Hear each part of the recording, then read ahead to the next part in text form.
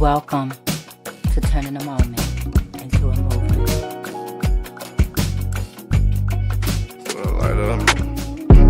This little light of mine, I'm gon' let it shine. I'm gon' let it shine.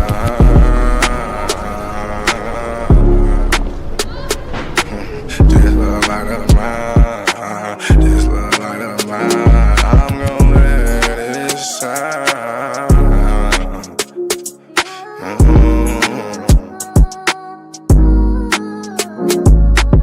This little light of mine, I'm gon' let it shine. I'm gon' let it shine. This little light of mine, I'm gon' let it shine. I'm gon' let it shine. Oh Lord, just let it shine. This light of mine, this light of mine. Oh Lord, would you please just let it shine. Take the drama out of my life. Oh Lord, every night, the pain ain't right. I wake up at night, I never sleep. 26, 10, and 7, that's just me. Every day I need a little seed. I need a little fresh air, man, I need to breathe. All I know is trauma, all I know is tickets. All I know is no visit, all I know is a mission to get straight up out of prison. Lord have mercy for it. Lord have mercy on my people. Preacher Mary Washington and all my real. Lord have mercy with my people. I pray to God, we really need you. When I was down bad, when things weren't going right, every time I prayed at night, I put my hands up in my face. I said, Lord have mercy, little light of mine. Lord God, please let it shine. It's the drama that I live in my life. I swear to God, I was a bad guy every night. 10 toes down, salute. Everybody suffering, everybody who trying to make a way. Everybody looking for the sky, everybody looking for that piece of pie. In a law library, I know what that feel like. Hoping that somebody get active and involved in your situation. Man, pop your collar and pray. Cause Lord have mercy on my soul. And they make bad guy father get out soon. And the rest of those brothers who be mobbing to child each morning. Oh man, I ain't going to this afternoon. Man, I'ma miss dinner today. I got a couple of noodles. Hey, you know what that feel like? Do you know what it is?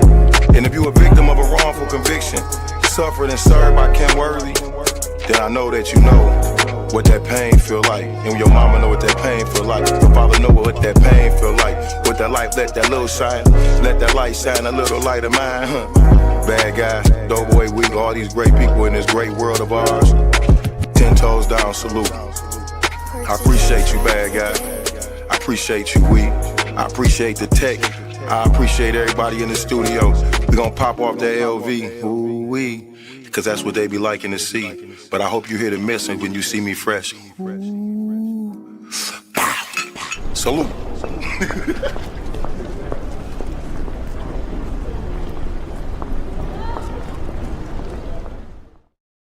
Greetings, everyone. Thank you for joining us this evening on Turning a Moment into a Movement. I am Jay Love. I represent also the Justice for Gerard movement. Gerard is my son who was wrongly convicted of a crime he didn't do, innocent, and he went to prison. And because of that journey with Gerard and all those I met on that journey, I created this platform called Turning a Moment into a Movement.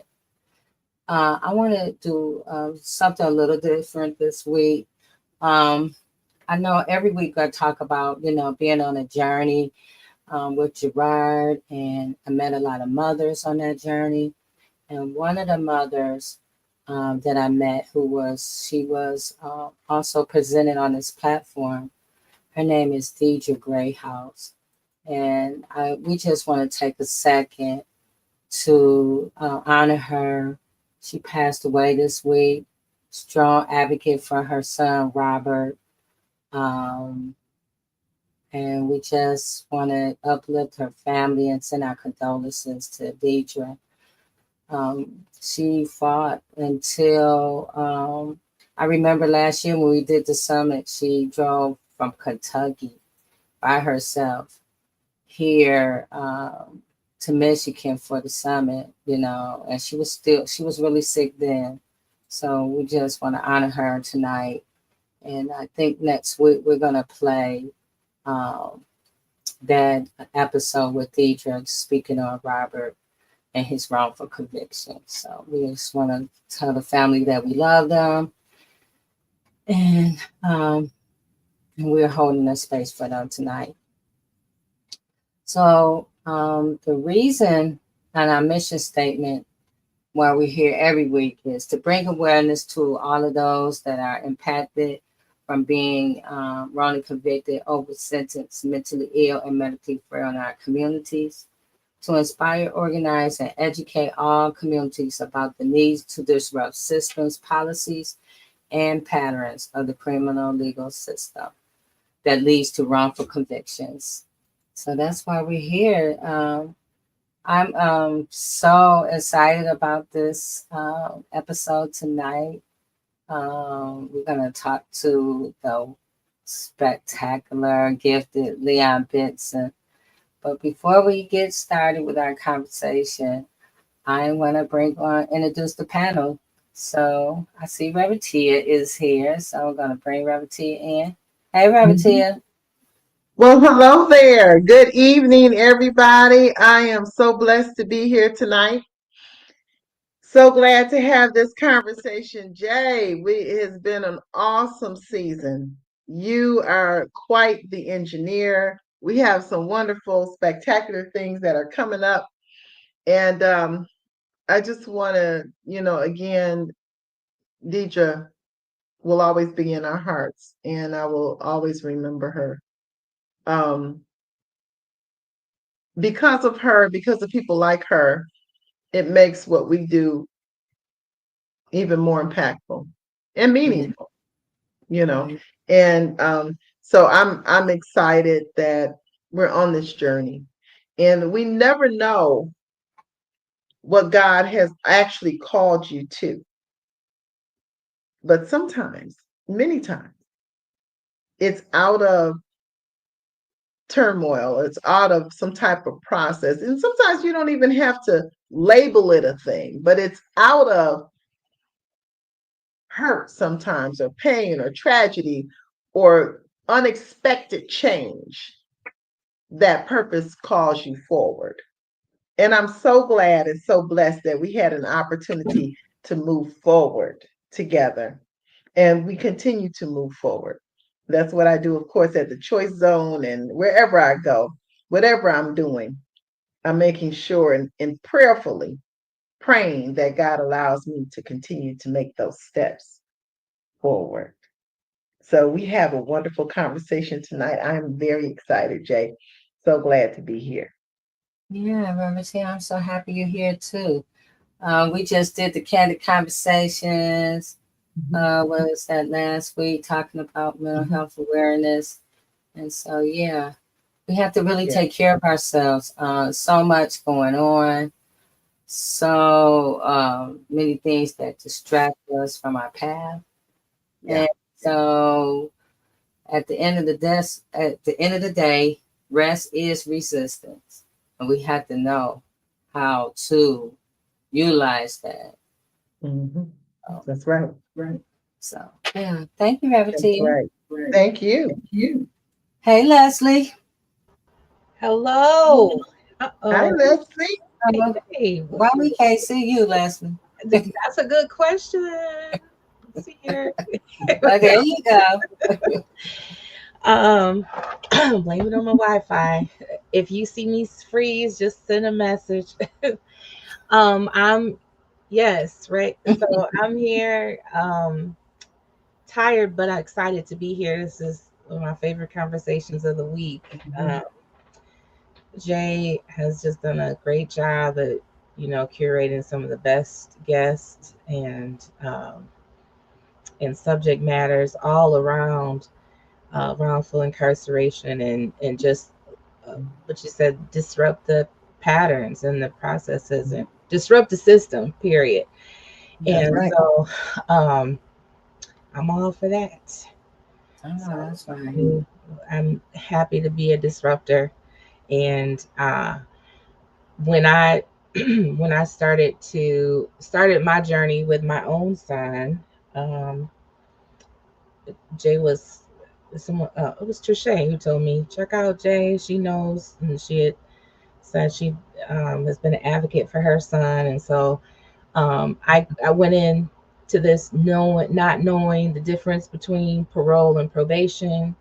What was a what was it? Arraignment. I didn't know. I was up on Google nonstop. And if I had known, I constantly think about it. If I had known what to ask, if I had known what to say, um, how to guide the legal counsel that I was paying for, um, Mhm. maybe we wouldn't be in this situation. But it's been, we've learned a lot through this, and hopefully that I just, each one teach one. So I'm passing it along. Thank Yeah, Leslie, that's the reason why we are here because I remember when I first started, me and Revertia, I was telling Revertia about it. I couldn't find anything. That was what 5, 6 years ago. It wasn't that long ago. That there wasn't a lot of stuff to find, and so I had to educate myself, and I was just, blessed to be to find people to connect with. Um, what is that, Revertia? When you get in alignment, everything aligns up, and so Yeah. I Almost start like connecting. you found your tribe. You didn't know you would find your tribe through tragedy, but you found your tribe. Yeah. Mhm. And so once I started learning stuff, I'm like, hey, we need to leave a trail, Yeah. So I'm just honored to have you with us, Leslie. All the work that you do, and you're a wonderful, phenomenal person, advocate yourself. Thank And you. so, welcome, Leslie. I like Leslie is the new kid on the block. Yeah. So Yeah, right. but I'm so glad that you're here with us because it's we're like you said, we're here to teach one, learn it as we go and teach. So, Hmm. yeah, you guys. So tonight, Trisha was here, but Trisha is under the weather, so she may pop back in. She was really sick earlier this week. I'm surprised that she's talking today, but if she pops back in, we'll pop her in. But we're gonna talk about our guest tonight. Um, his story is a story of resilient transformation and human spirit. Um, he has a tale of justice, art, and redemption. Imagine being incarcerated and convicted for a crime you didn't commit and then spending 25 years behind bars, including a decade in solitary confinement. This was the reality for Leon Benson, wrongly convicted in 1999. Leon's fight for justice accumulated his exoneration in March 2023, thanks to the relentless efforts and advocates of legal experts. The story doesn't end there. He's an artist, and through his art, he channels his experience, shedding light on systemic injustices and offering a message of hope and resilience. And I want to welcome to turning a moment into a movement, Leon Benson.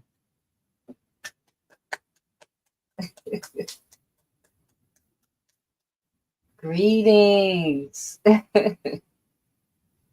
Let's see, your mic not on. Look at that. You see, I'm still going through technical issues. No, you good. Hey, thank y'all for having me. Thank you, J Love. Just really love the work that you do. And, I really empathize with what you have been through, for your son and the advocacy work that you continue to do, as well as you two sisters as well. I understand that. So I'm really honored to be here. Yes. I heard you speak. We were Revertia, we were at U of M. Yeah. And that was my first time. I was like, who is this? Where did he come from? At the time, I didn't know your story. As a matter of fact, I think I saw you somewhere before that, but I didn't know you was an exoneree until that day. But if you just tell us a little bit about your story. You were very young. I was looking at your transformation through your pictures, and I was like, wow, he was so young, but I could see how from there to now you're. So just tell us about you and a little about your story. Well, first of all, I'm from Flint, Michigan. Man, shouts out to Flint, Michigan. All my people out there. So anybody know about Flint, Michigan, they know that Flint is a city like of struggle, stuff like that. And, my background is riddled with, growing up in the trap house, being on the west side, gang activity, things of that nature. So I admit that, I wasn't given a choice of where I was born. So I came up with the notion, innocent born guilty. Because we all innocent until we born. Wherever you at, you guilty of whoever you are. White, black, candy stripe. And I happen to be guilty because I'm from an urban area in Flint, Michigan. So in 1998, I went down to the city of Indianapolis, Naptown, for all my Naptown people out there. I got a lot of love out there in Indianapolis, even to this day, much love to Naptown. But I went down there to help my uncle, move. And I ended up landing a professional painting job. And, I stayed down there, and I was like legit, this is like one of the few times in my life that I was really legit, just doing this professional paint job, on commercial buildings. It was a nice check, about $1,500 a week, back in 1990, back in 1995 is when I first went down there. And, I got laid off and I just went back to what I knew how to do, best. And I got to selling drugs in the near downtown area. For all my Michiganders out there, y'all should know if anybody leave from out the state of Michigan, you are automatically named Detroit. You know what I mean? And so it was so many people, they just kept calling me Detroit, because I was from Michigan. I just let it roll like, hey, what's up? And so, I had this nickname Detroit in this area. And long story short, I probably started getting the most money in the area at the time, selling crack cocaine. And unfortunately, on August 8th, just fast forwarding to 1998, on August 8th, uh, a man by the name of Casey Shane, I didn't know him at the time. He was shot down on the corner of Pennsylvania and 14th Street in the near downtown area. What I was doing, I was in a building getting money the way I thought was sufficient at the time.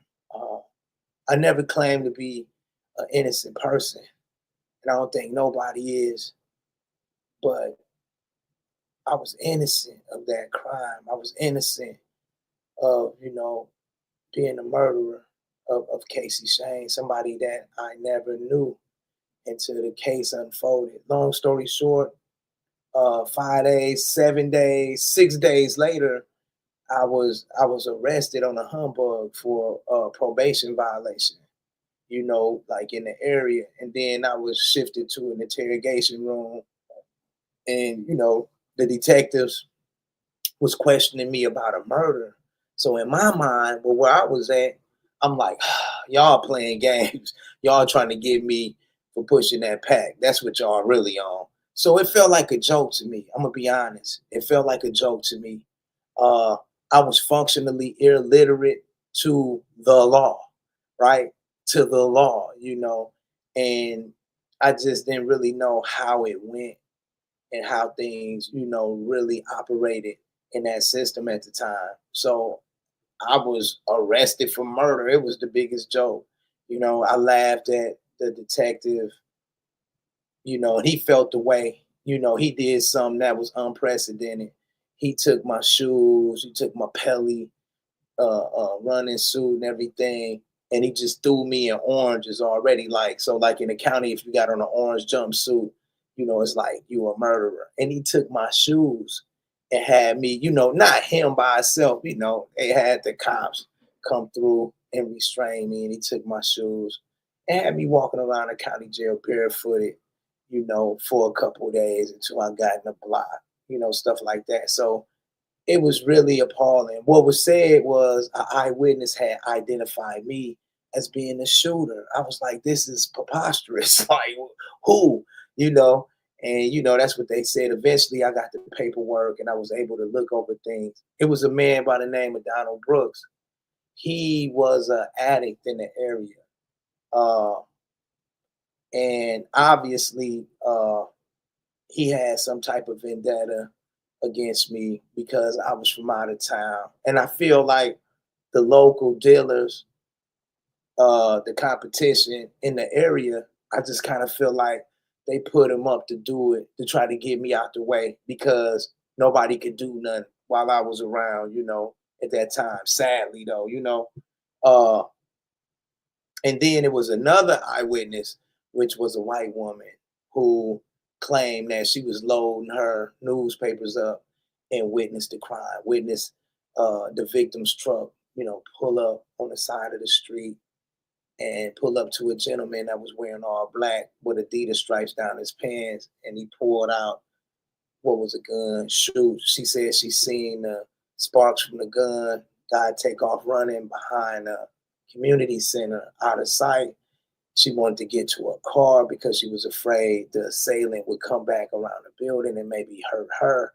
She attempted to call 911, couldn't get through, drove forward, past the victim, slumped in the truck, past the parking lot, and, went a couple blocks down the street until she got the police, and they were on their way, and she decided to come back, and that was her story. But she picked me out of a photo array. Her initial description was somebody that was like 5'7", skinny build, dark complected, no mustache, and the clothing that she described. I didn't have none of that. We know how we do it in Michigan, right? Back in the 90s, like I thought I was straight there. I had no paleo that day. I'm in the streets grinding with paleo, like, I'll go get me another one. So that particular day, I had on a Pelly outfit, some Maxes, just doing my thing, bald head, and I had a mustache, and it didn't make sense. So I thought it was going to go away. Long story short, they pushed me through trial. I paid for a lawyer, right? I paid for a lawyer. Like I paid for somebody to send me to prison. The first trial we went to, it ended in a hung jury. It was 6 not guilty, 1 undecided, and 5 for guilty. And all of this was going on in the first trial. And I had realized, well, my attorney had turned over evidence that somebody had seen somebody else commit the crime. So it was another eyewitness out there, a statement that surfaced. I'm like, why am I in here? And the thing that made this statement so significant, this individual, he spoke about knowing the real killer. He said he seen the individual earlier. Individual had the same clothing on, and the individual had specifically a Davis brand 380 automatic. And guess what? The victim was killed with a 380 automatic, right? And then I found out it was Crime Stopper report. Somebody had reported Crime Stoppers on this gentleman as well, and said he committed the crime, and said the gun used in the murder was his girlfriend gun. And we finally got the police report, not at that time, but later on, and it was a 380 automatic. She reported stolen, So, this is going to get really juicy, because this is something I ain't really shared a part of my story, but it's time for it to come out, because we just got to be real. So, these witnesses wasn't present in my first trial. So it ended in a hung jury. Then I had a second trial. It went terribly wrong. It was very, the atmosphere in there, at the time, the victim's family member, understandably, they were angry at me because, the police is, I'm the guy that killed their loved one. So it was an atmosphere like that. It was an atmosphere of Detroit versus the state of Indiana. So, it started there, Detroit versus the state of Indiana. They referred to me as Detroit throughout trial, and it was really bad. It was a lot of prosecutorial misconduct throughout the trial, a lot of stuff. Of course, some ineffective assistance of counsel, but it was like I was doomed to lose anyway. And so I was found guilty, given 61 years in prison for a crime I didn't commit.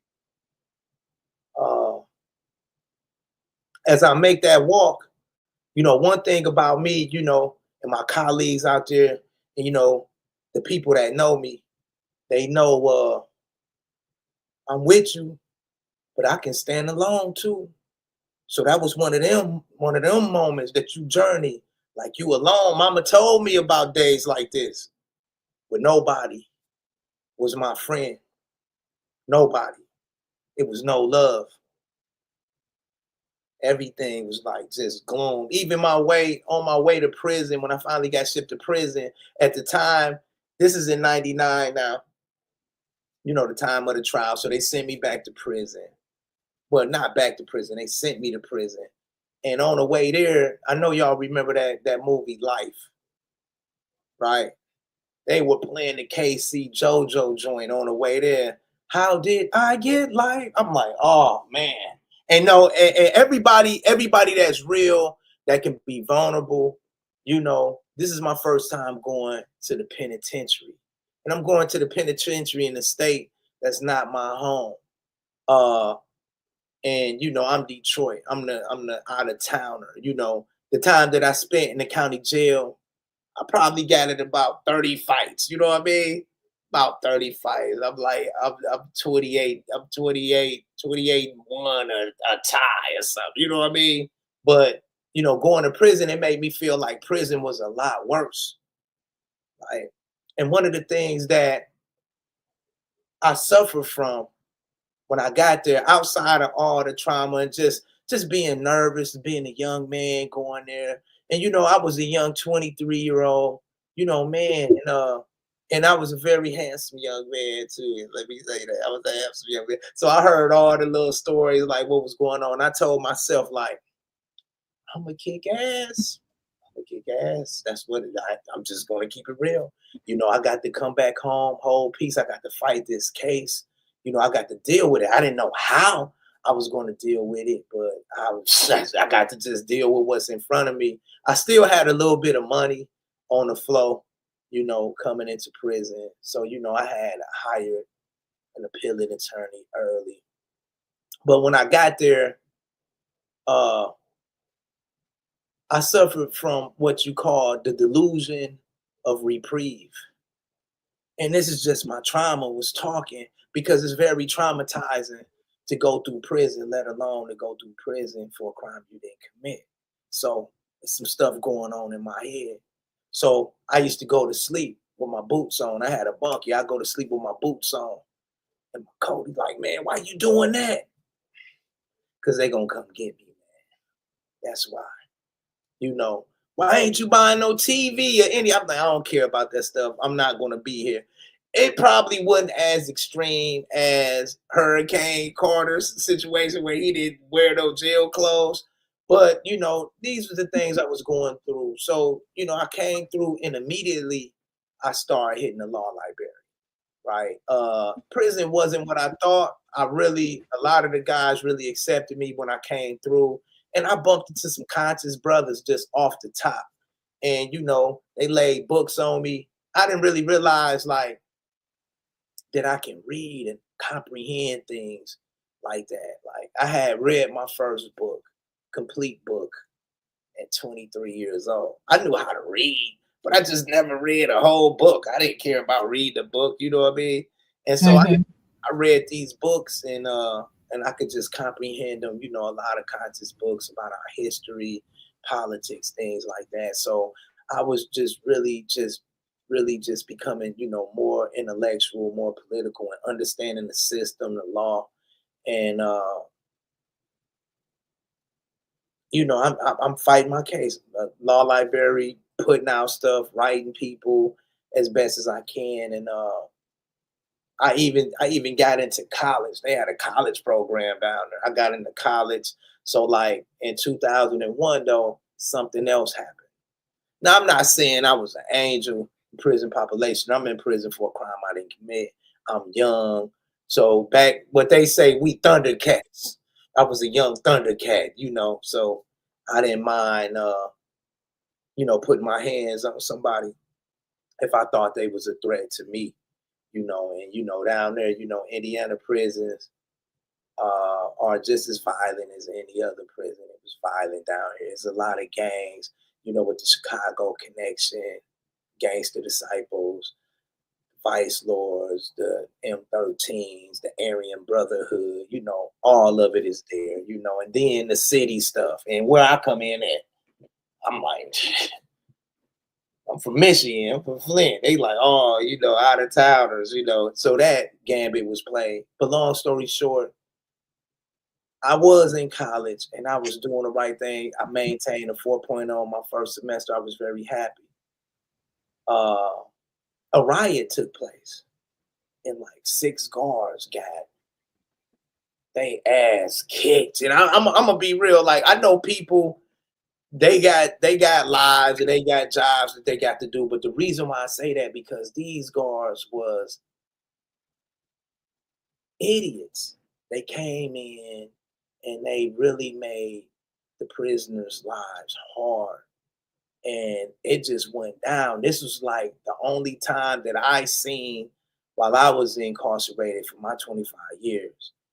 The Aryan Brotherhood, the M13s, the folks, the Crips, the Bloods, the Vice Lords, all got together and beat like 6 guards, like unconscious.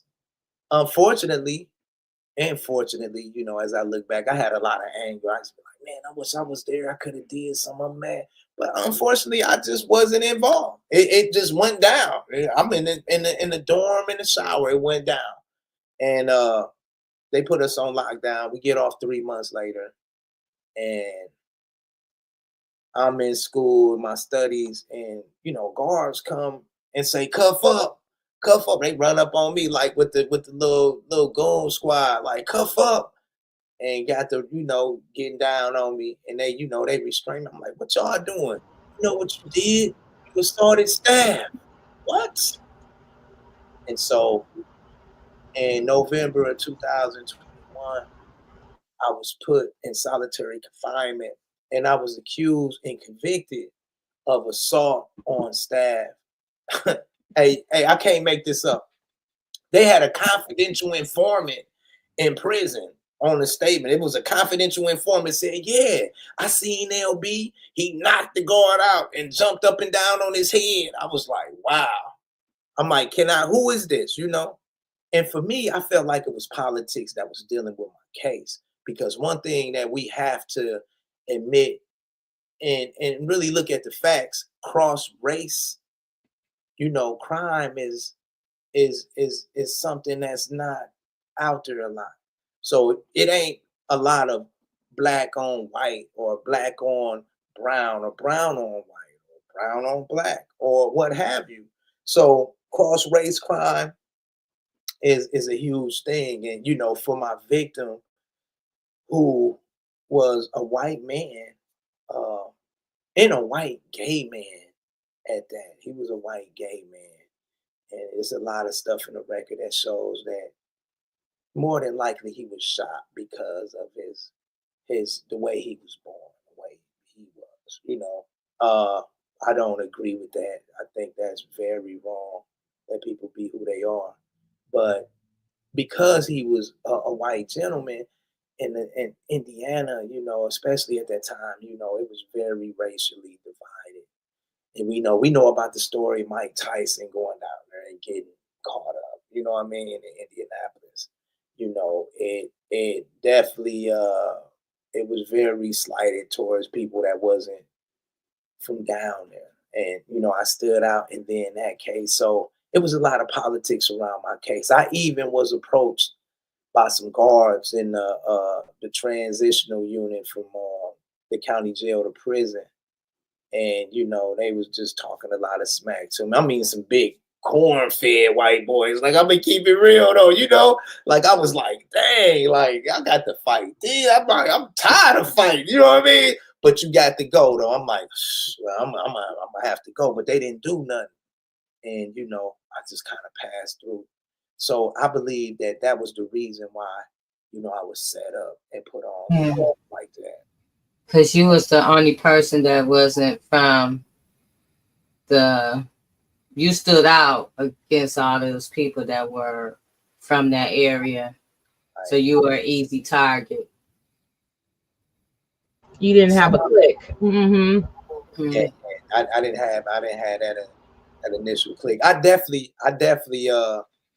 I had some people down there that I was rocking with like that, but when it came like to the system, they was equally as powerless, and I tell a lot of people out there, you can have a lot of money, but that don't equal, power. Power is just having the influence to move people and resources. You can have a lot of money. That don't mean you can move people and resources. That money is nothing, if you can't, have that influence.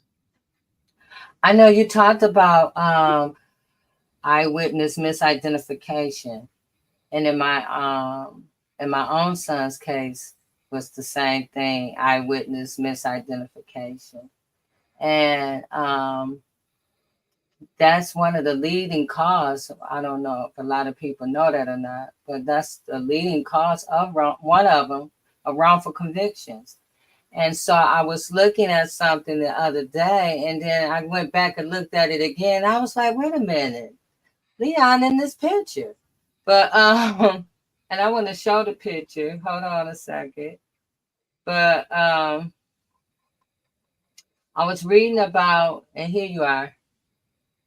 I was reading about Indiana being the first state to pass eyewitness misidentification reform. And I just wanted to talk a little bit about like how did you help shape this bill that passed? Oh, yeah, that's one of my big accomplishments. So I'm gonna tell you this. I learned early on that eyewitness misidentification was the number one cause of all wrongful, convictions. As early as 2004, I had written an essay that I'm gonna dig out and probably publish again, and it was called DNA. The reason I called it DNA, it was an acronym, denied necessary assistance. At this time, I had wrote almost every innocent project, and I was turned down because my case didn't contain, DNA. I'm like, Mhm. at the time in that period, everybody was fixated on here. The Innocence Project, which started in New York with Barry Shake and his colleagues, was like something that was really new that was on the board. And so they were really just hyper focused on this one way. But I had the pleasure to read Michigan University study the exoneration from 1989 to 2002 or something. And it just did the statistics. And that's where I first seen it. And so through the years, I kept digging at it.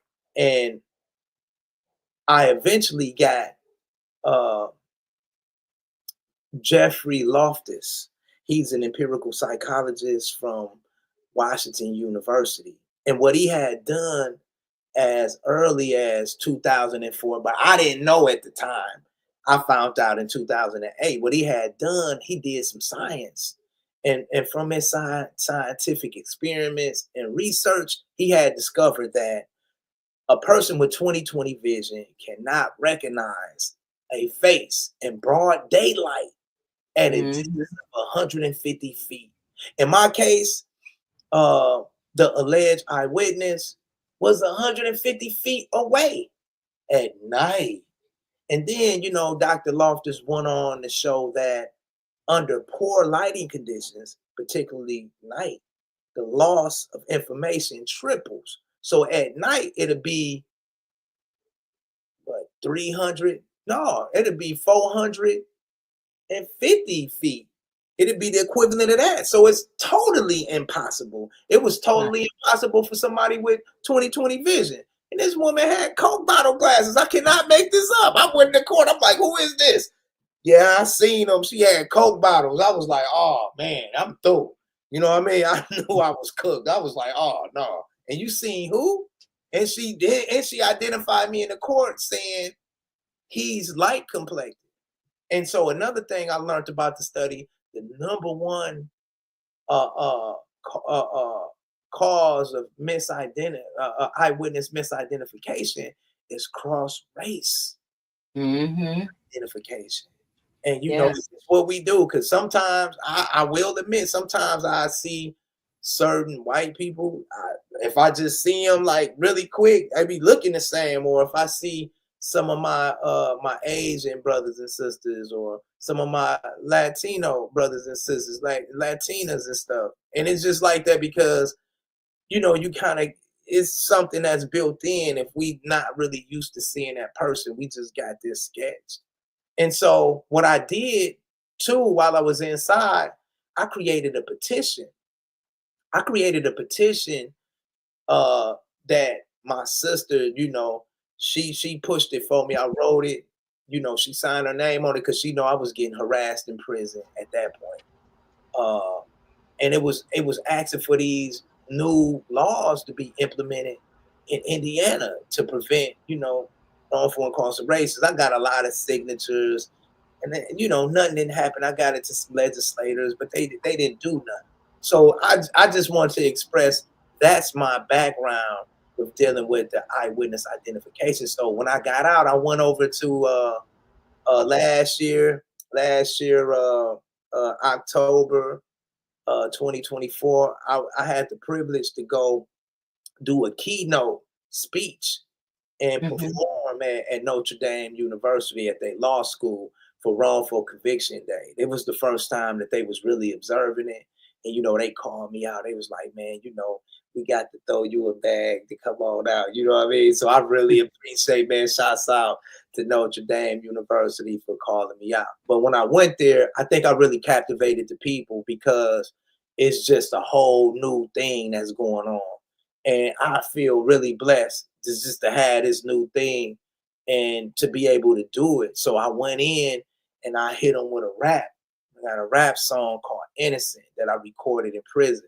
And after that, I gave him my spiel. I told him, and I just spoke about, you know, the effects of wrongful incarceration, just being really vulnerable with the people. And the professors and everybody there, they was so impressed, particularly Professor Jimmy Garuli, you know, the director of the Notre Dame Law School Exoneration Justice Clinic. He asked me, man, hey, would I help them, you know, push this bill for new Indiana identification procedures? That's a no-brainer. Yeah. And, you know, once I got with the team, it was, you know, him and that exoneration clinic, and we worked with a young lady, powerful young lady named Winnie from the New York Innocence Project, and we worked with some legislators, you know, there in Indiana, and I think we went in, we met up, you know, once, twice a week, talked about strategies and everything, and we did it. My job was definitely, you know, I looked over everything like everybody else. And we had some key things that we wanted. One of the biggest things was the double blind procedure that we wanted. And for everybody out there that might not know about what double blind procedure is, it's when the administrator of a photo array identification does not know if a suspect is in the photo array or not. They just administering it.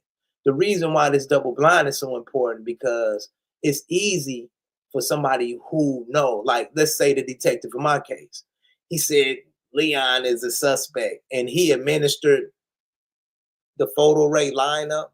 It wasn't recorded. It wasn't video. And all of a sudden, this woman picked me out of a photo array and I don't match the description. It's either some suggestion there or some outright, man, pick him. So to have a double blind administrator of the procedure really cuts down on wrongful incarceration. That was one of the key things, but that was one of the things that didn't get passed within the bill, and we still got more work to do. But what was passed was getting a confidence statement from the eyewitness on what they think. Uh, also recording, you know, and videotaping these procedures. They took away the AI identifiers. If you don't know, AI was created by people with implicit bias. So AI got implicit bias, right? So you got a racist ass AI. You just magnified. You know, I'm not saying you Hitler, but you got something in you because the people that design you just got implicit bias, like everybody do. Everybody got implicit bias, but that's why we knocked that because it'll make AI would make a composite of people that look so close to the suspect. And it's, you know, and one of the researches, the research studies that we seen was somebody picked the AI picked somebody for this crime, but they was in New York, and this was like on the other. But he looked just like the assailant with what was described, right? And this is like too much, you know what I mean? And it can Yeah, be wrongful incarceration. yeah, that the facial recognition software is biased against Black people. I mean, even Black women, it's the darker complected Black women, it will show up as a man, Yeah. and so the software is biased. Um, the other thing about that, what you're speaking on, the eyewitness misidentification, the other thing that people should realize is that just because your eyes is not a video camera, Right. so the information you see, it can be fallible. You know, it might look like one thing at night. You might say it was blue, but it might have been purple or whatever. It's not. Your brain doesn't work like automatically record stuff when your eyes see it. And so, and I think that people think because, yeah, I saw. But every time they see you because you're in court, they see you because, you know, they're in this session. And so it just works against the person who's wrongly accused. And then even in my son's case, you know, this lady was saying how she saw him, but this person was riding a bike. It was early in the morning. He hit her in the face, in the head, and if somebody's hitting you in the head, you know, of course you're doing this, trying to get. And then there was video, and so we can't always rely on eyewitness statements. And I mean, even when the person is sure that that's the person, because it may not in a lot of cases. And I was reading today, like 70% of the cases is wrong. That's a big number. That is. Yeah, and what I found was really mind blowing is that one of your eyewitnesses, is, if this is true, she had a mental illness. Oh, Not saying that I would not trust any statement from somebody who may be challenged with mental illness. However, that may have, I mean, we don't know the basis behind, or if she was paid, you know, why she was set forth in telling a lie. But it is easier when I say the person has a mental illness. That means that person represents a vulnerable population and could be easily led to create a wrongful conviction. And people need to know that the tactics that was used in your case, they went extreme just to make sure that it stuck. And you're right about that. I do want to make one correction. It was the gentleman last name Brooks. He was the guy that had the mental situation. And unfortunately, he was a parolee as well. And this individual, hands down, was working with the cops. He met with the cops. He's supposed to be an eyewitness, met with the cops on 3 separate occasions, and it was no statement. And one of the things that I did and I tell people this: when you deal with the police, do not give a statement. Mm-hmm. Even if I'm innocent, I'm not telling on myself. I'm like, oh man, no, I wasn't there, and I was over here, and I was doing this, and I was doing that, and I was saying everything except that I was selling dope. You know what I mean? And I figured like people be like, he was here, but when people see the police, they kind of run from it. But what you're saying is exactly right. They misuse Brooks like that, probably blackmailing him to go back to prison. You know, the thing about Brooks, when he came to trial, he said, man, I'm telling you now, I don't remember nothing. And he became a hostile witness. And they tried to make it like my folks was in the county jail threatening him and beating him up. There was no evidence of this and nothing, you know. So you absolutely right. And another piece I want to touch on too within the bill was the administrator have to tell the person now in Indiana that they taking an identification from, that the suspect could be here, they may not be here. Just because you pick somebody out, we will not stop investigating this. So this investigation won't stop because you pick somebody out. You know, That's key. so it's cool, and it was passed. It was passed. You know, it's on the floor. It's law, and you know, I really feel empowered to have done that. And I'm definitely working on some legislation down here in Michigan, you know, as well. You know, shouts out to the representatives that I'm working with, you know, here in Michigan. You know, they really, you know, been embracing me, you know, so I want to see, can we bring some better laws you know, here in Michigan as well. We need that here. We need that here. That's a big thing. Even here, if you look at the wrongful convictions of even people that's been on this platform, a lot of it is based off of some type of eyewitness saying that they saw them or they heard them or whatever. So we do need that reform. I'm just like, so that's a big thing for Indiana, and that's the first state. And so I'm looking forward to other states jumping on that. Wait, let me say this. That's Indiana first time doing anything like that. But it is other states that got it. You know, one of the reasons why I put it out was I seen New Jersey at the time as early as maybe 2012.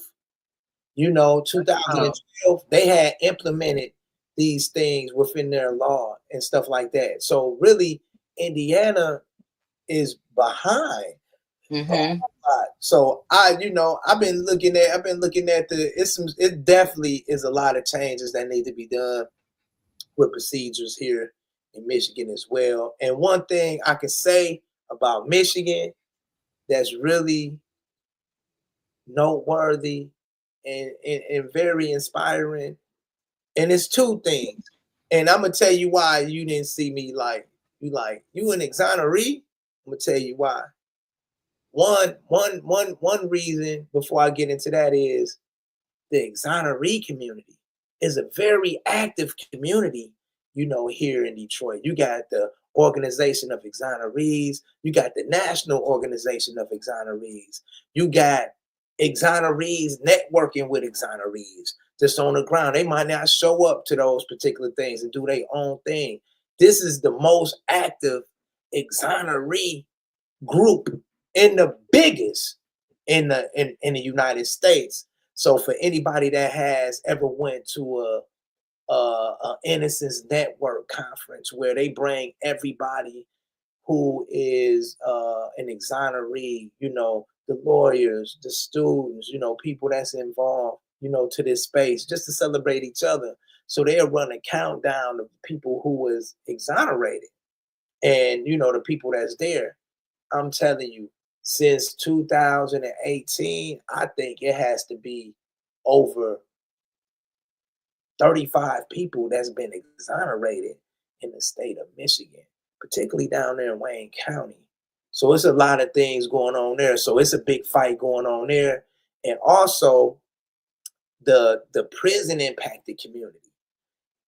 It's no, it ain't too many cities or states doing what the prison and justice impacted community is doing. When you go up to Lansing and you see like Returning Citizens Day or Rallying Day, you just see like people from the mud, lived experiences.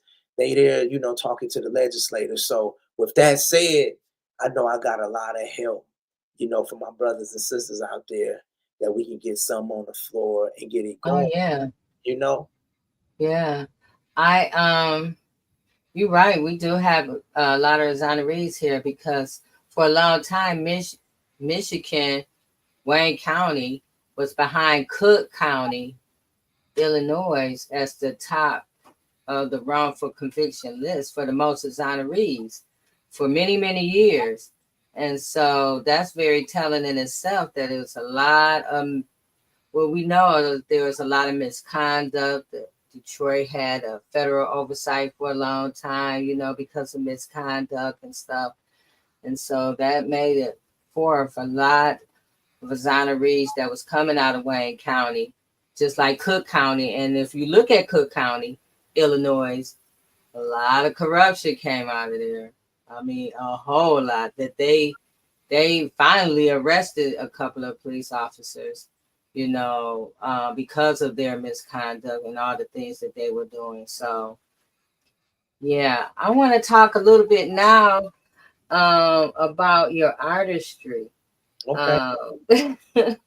So we know, you know, the background and the work that you're doing, but how did this artistry come into play? Well, I'm gonna tell you the truth. I've been an artist like my whole life.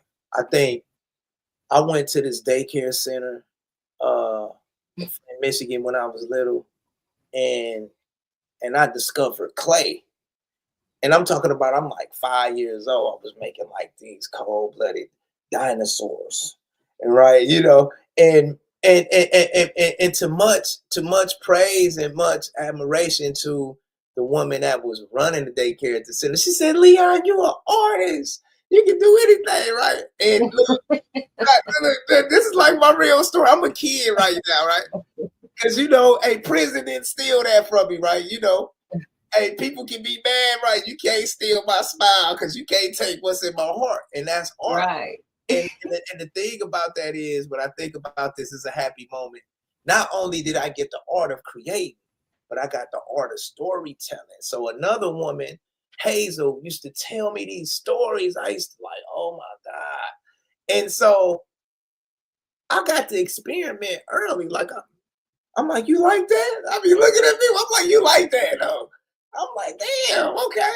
And so as I grew, I grew, with the beat of what was going on in the streets. And of course, I was early in hip hop, in Flint, Michigan. For a lot of people that know about Flint, Michigan, we definitely got a long tradition holding it down. You got MC Breed, you got the Dayton family, you got Top Yeah. 40, you got all these guys, all the way now to Rio, the Young OG, YNJ, everybody doing their thing. And I give them their props. But it was a time in Flint, Michigan where it was like something that was really different. Like we were going to the studio like in 89 and 90, like, man, I can do this. This is what I do, rap battles.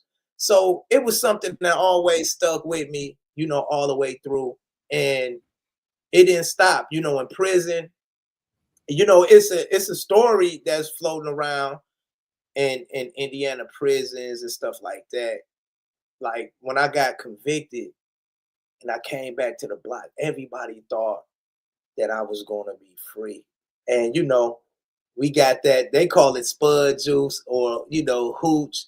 They had some of that spud juice for me, and people manifested some of that greenery, right? And I'm telling you, I probably did the realest stuff I ever wrote. You know what I mean? Ever, I ain't even write this. I was on some, I had dudes in there like, man, I can't believe it, man. I'm mad. They wrong, And I just took that to prison. And, I did that, people beating on the dead, stuff like that. But I grew. The more I read, the more I grew.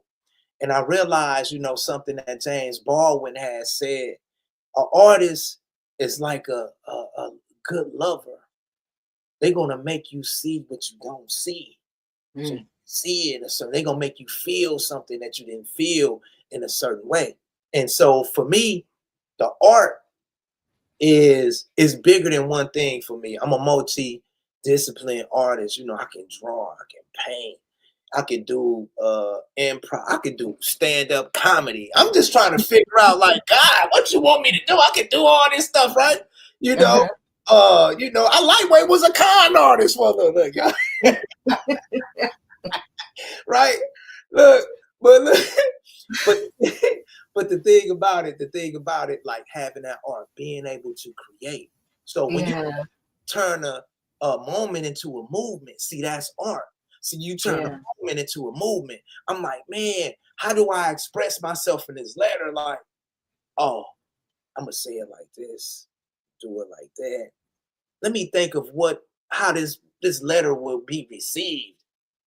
Okay, I'm gonna put some magazine cologne on it. You know what I mean? Right, I'm gonna put a little something on front of the cover. It's gonna stand out. When she get it, she smell it. I didn't hit. She's like, oh, I open it up. Hey, how you doing? Cutie pie with a quote, boom. With a heart drew on that mug. And at the end, so it's not no letter no more. It's an epistle now. You know what I mean? I'm like, they like, hey, y'all showed all my friends your letter. I'm walking around with your letter in my pocket. Look, I'm like, I'm cold, And then, it go to the poetry and stuff like that. And it's just the art to everything. But I kept hip hop. And one of the things I told myself is no matter what they do, they never killed my spirit. Like, so at the end of the day, That's the thing I got, like, because like Tupac said, he said it best on Kendrick Lamar, How to Pimp a Butterfly, uh, Mortal Man. Go listen to young Tupac, young 25-year-old. And Kendrick asked him, he said, what happens when I just want to just give up and lay it down? And Tupac going to a spill. He say, man, look, most black men lose their vitality by the age of 30.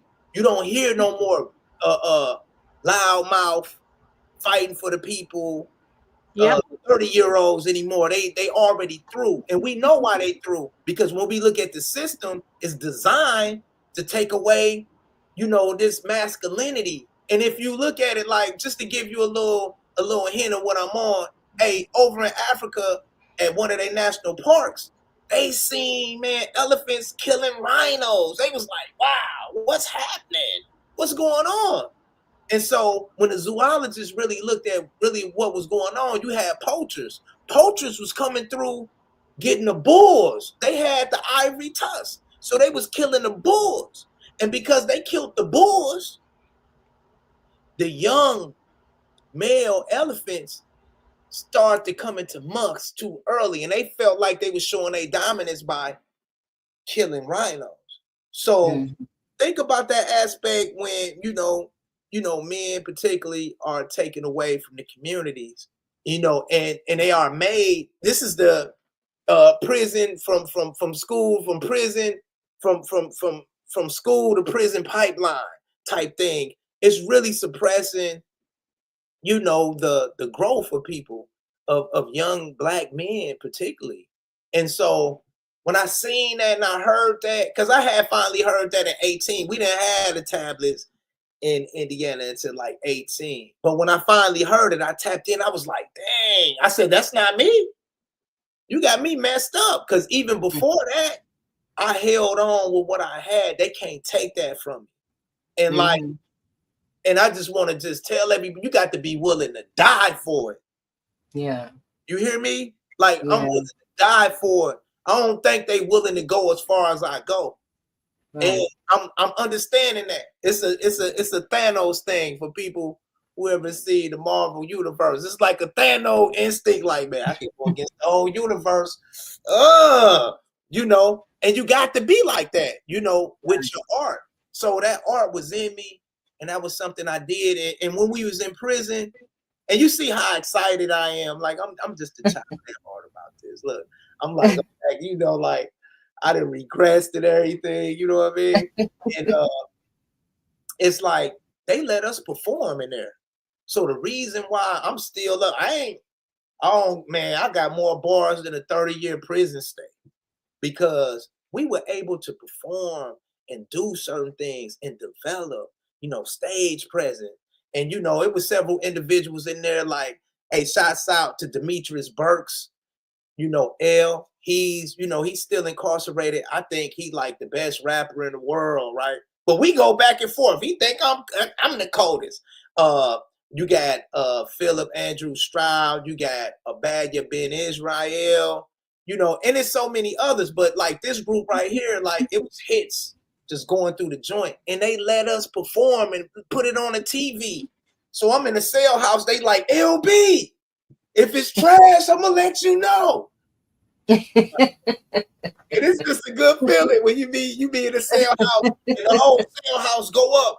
Ooh, man, you did that. And it becomes a thing where, as an artist, and it's more than just being an artist, it's just not a box. It's an influencer. It's being able to influence people. And it comes with a responsibility. Right? As an influencer, like, because if you are art, you got to study many things. You got to study psychology, sociology. You got to study the sciences. You got to study religion. You got to study so many things because you want to communicate to people.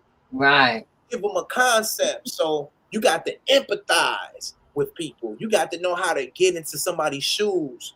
So I liken this to Miyamoto Musashi. I know that's a funny word. That's his name. He was a Japanese samurai. And, for some of the guys that was inside that read a lot, It's the Book of Five Rings. And what I found that was telling about this guy, he was a samurai. He never lost a battle. Never. He went undefeated, and he rested in his tomb and left his peace like for the world. But what he used to do before he battled somebody, he wasn't the best person. Mm-hmm. But what he did, he meditated about them, right? He seen what they seen, heard what they heard, spoke what they spoke, felt what they felt. Then he'd go and he'd draw them. He'd make a picture of them. And then by doing that, he see deep inside of their weakness and their strengths, opportunities and threats of his opponent. So he'd go in knowing the opponent he really can't really beat this opponent or outmaneuver him with outright skills.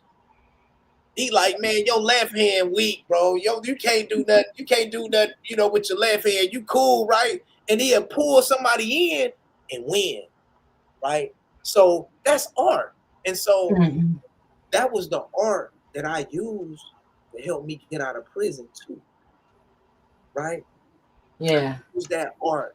When I took advantage of everybody in prison, I'm gonna be real. Indiana was a lot earlier with cell phones within their prisons than Michigan, because when I got a hold of cell phones, I was calling home. People thought I was the Jakes or something, right? They was like, bro, how are you in prison? How are you in prison on the phone? I'm like, bro, I got a cell phone, bro. Click, you know what I mean? I'm like, look, bro, look, I'm in the cell. Like, look, I'm in the cell, bro. I'm not on it. Man, how you doing this, bro? You trying to set me up? No. And then, eventually, Michigan stuff. This was as early as like 2004 and 5. Michigan has cell phones though. Yeah. Not nothing that's legitimate. You know what I mean? This is Oh. contract, man. Right? So look, I'm gonna tell you Love.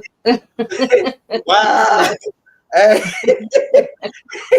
That happened. But hey, it's okay, sister. You know what I mean? Hey, we I should was like, let me find out why am I paying for the tablet? Okay. have a cell phone anyway. But let me tell you something that I did that was artful. So while inside, nobody really, like, for me, my people didn't understand this at first, like how to really do it. My sister was like my biggest family advocate, my sister Valerie Buford. But it's a growing curve. Like, what do we really do? How do we do this? And as I started to see technology through this cell phone and understand stuff, I was like, oh, we got to do a podcast. So while I had it, I had a little flip boy too. I looked through the little internet on there. I'm like, they got a podcast here. I'm like, y'all got a podcast? I said, y'all want to interview a wrongfully incarcerated prisoner? They was like, yeah. I said, look, my name is L. Bentley, and me and my wife, we represent Leon Benson. He's from Flint, Michigan. And I want to go on and talk about Leon. And that's what I did. I went on a podcast show and I advocated for myself like I was somebody else, right? It was Wow. cool. I need to go find that show. I just thought about that just in this interview, right? Now, when we look back, now that's cold. That's what we do. And what I seen in this whole art thing, like one of my favorite historical figures is Frederick Douglass, man. Like, I had a chance when I was in prison. I got to make my own curriculum and teach like some perspectives of Frederick Douglass. Like, I done like over 300 classes, like literally with Frederick Douglass. And Frederick was an escape artist. Like, first he escaped the bondage of the mind by getting educated. Once he seen like it's something there to this education, he went as far as to pay, the white kids in his community, with bread. Like, hey, let me see your homework. Man, that's dope, right? Hey, you want some more bread? So they feed him a different type of bread. And he done this and he escaped. He fled. He done his thing. He understood. But what I really like about Frederick Douglass, and I tell my brothers and sisters who are exonerated, who came home, I know everybody cannot do this work. But at the end of the day, what you got to respect too for Frederick Douglass, he left and went to a whole nother country. He didn't never have to come back. But he came back. Not only did he come back, his oratory art was so cold that he still was a fugitive slave. And he went and spoke to the White House in 1857. This is 6 years before the Emancipation Proclamation. And what he said was, why is 4th of July a theme to slaves? Why are we celebrating the 4th of July? And you know, I think this is significant on the heels of Juneteenth, where people didn't even know they was free. Right. Right. So I look at this art, you know, and I used it. And because of that, over the years, I was able to put together blogs, spoken word, poems on YouTube, network with people, get drawings out, you know, specifically with Die Jim Crow Records at the time, which is now Freer Records. I came in contact with them in 2014. And, you know, me and Fury Young, we became good friends. He was the director at the time. And what he used to do was go and record prisoners in prison, like real studios. But they wouldn't let him in Indiana. So he had an art show. And I drew like seven pictures. That was really good. Like all my stuff sold for like $1,500, $2,500, right? And what I did with it, I put my spoken word in it. And when I had always recorded myself with the phone, I had the spoken words in there recorded. And so when you go to my exhibit, you will see my exhibit. It was Escape Voice, the Escape Voice exhibit. You know, it's been to New York, California, stuff like that. And when people go to my exhibit, they'll put on their earphones and they can hear me and they can read. They was like, oh man, it's cool. And then I put together like a little book, a little interpretation for them. You know what I mean? To make sure I hit you with all mediums. Right. So that was really good. Shouts out to Freer Records. But when it came down to it, you know, eventually when my exoneration started to get on the table, the integrity unit of Indianapolis, you know, the people that was working in there, they told me, they was like, I just started following you. And I see, just like what you said, J Love, you said, I see the evolution. And what a lot of people don't know, what you see me doing, I'm letting you know what I'm doing. Man, we got one life. You think I'm finna play with y'all? They played with my life. I know what a graveyard looked like. I was resurrected about that thing. And now I'm back. And what I'm telling y'all, make receipts so the youth, everybody can look back. I'm not showing out. I'm doing what I need to do. And it's important that we tell people that, because we live in this ego clout chasing ass society, right? And I'm sorry for being passionate, right? I'm tired of these suckers. Right? It's so many suckers right there, right? And this is why I came out with the fake humble. The fake humble was out because I've been fake humble. I done came out seeing this mediocre circus. These clowns all around doing the stuff that they doing. And what I'm saying, because I got the poetic license. The poetic license. I'm going to stop being Clark Kent because we was already born Superman. Yes. Right? We was born who we are. And so after I seen that level of authenticity, I had to find myself within that 10 years of solitary. Right? As I walked in a circle, man, reading books and just studying and exercising and looking at myself and finding myself rebirthing and seeing, I was like, man, if what would happen if I just died right now? Only thing people would know is, like, wait, let me give you this scenario. Have y'all remember the first Walking Dead movie that was in black and white? Night of the Living Dead. Night of the Living Dead, right? That was in black and white. And the black guy, he was fighting for everybody. And then, you know, in the end, he put himself in the basement and everybody, the rescuers came and they shot him Right. He was a zombie. I was like, I was a little kid. I was like, that's tragic as hell. Just think of how I felt. What if I would have died in prison? Right? If I died in prison without proving myself, I would always be known as the person that murdered Casey Shane. Yeah. I'm like, ugh. And then I came up with a mantra: truth never dies, it's only be discovered. However, you done heard this notion. If a tree fell in the forest, if nobody was around, will it make a sound? Yeah and no.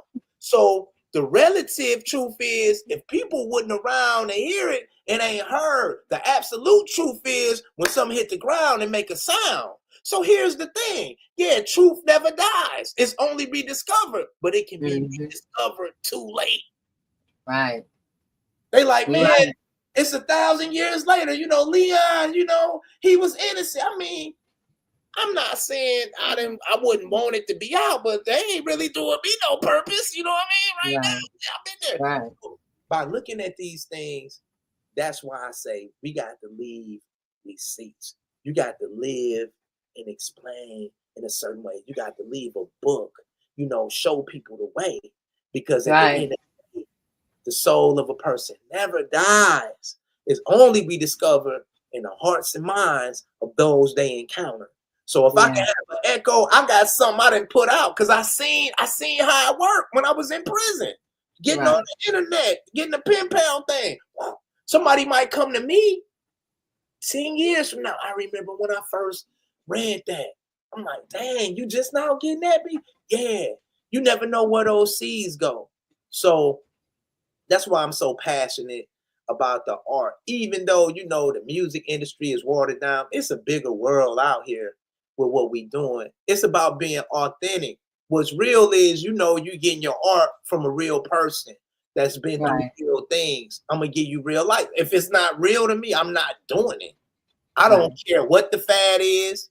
I don't care. I think authenticity is timeless. Right.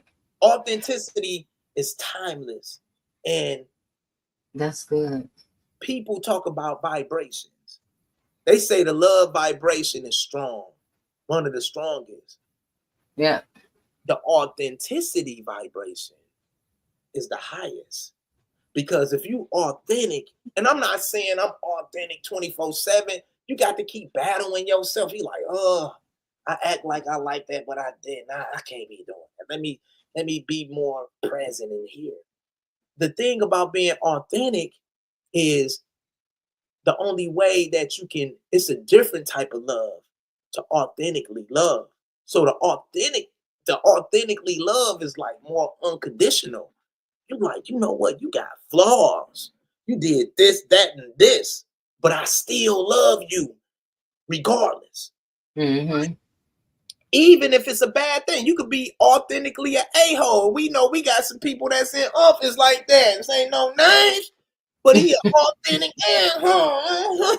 You know what I mean? So authentically, and it hits different. Like, wow, you really believe that? Man, this sucker believe that. You know what I mean? So you got to really like think about that. But you know, all in all, you know, the conviction, integrity, unity people told me that they had a lot of breadcrumbs to go after to know that not only factually that I was innocent, but morally, because I was battling between life and death. I was battling for future. I was talking to a future, talking to my kids' kids, you know, and I really learned that prosperity is the thing, right?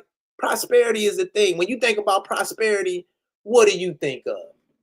What's the first thing coming to your mind when somebody say prosperity? Abundance. Abundance, right? Usually money though, right? Some money, Yeah. some money, prosperity. But then I discovered posterity. Posterity is somebody that's thinking about the generations and the generations to come. So being put in prison, wrongfully incarcerated, especially sitting in a solitary cell it made me have that thought. I was like, dang, I ain't nothing but stardust anyway. I need to think beyond this. You got to really think outside the box, right? While you in it, you got to think outside the box. And that really helped me. That got their attention. So I want to play one of your songs. hey, I want to I want to play Innocent. You gonna play Innocent for him? Yeah. Hey, I appreciate that. Hey, okay. hey, let that thing rip for him. All right, we're gonna I play recorded it. that in prison too in 16. I recorded that song in prison.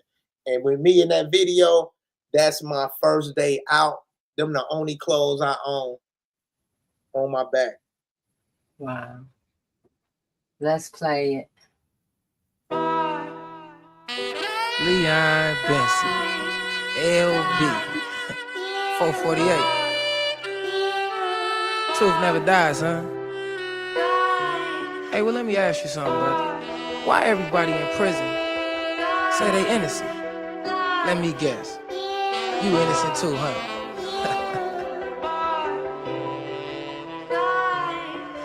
For the shooting murderer Casey Shane, told y'all I was innocent. Jury didn't judge the evidence, they judged me on my blemishes. Past life, who I was, high school I didn't finish it. In the war on drugs, building called Vietnam, I was getting it. And drug dealing was my revolution, so I wasn't indigent. Bombarded by the social myths of me, through media images. The west side of Flint, where I'm from and where I scream is then. So it should be no surprise for what I started dealing in. I'm making no excuses, I'm just pointing out your ignorance. Especially with your presumptions of guilty to proven innocent. The only thing I murdered the night in question was the oxygen from reefer smoke. Me and Tim Dog gone off the intoxicants while sitting in the hallway steps. I was selling work to the building occupants. Heard distant shots my main while dreaming of making it big and never seen the block again. How did I get this murder rap when I was rapping 20 bands? I was rapping 20 bands. I told y'all I was innocent, nobody believed in it. Got no help, no love and affections when I really needed it. Scream my declarations every day, no one was listening. Stab by the spirit of destiny, but nobody was feeling it. From day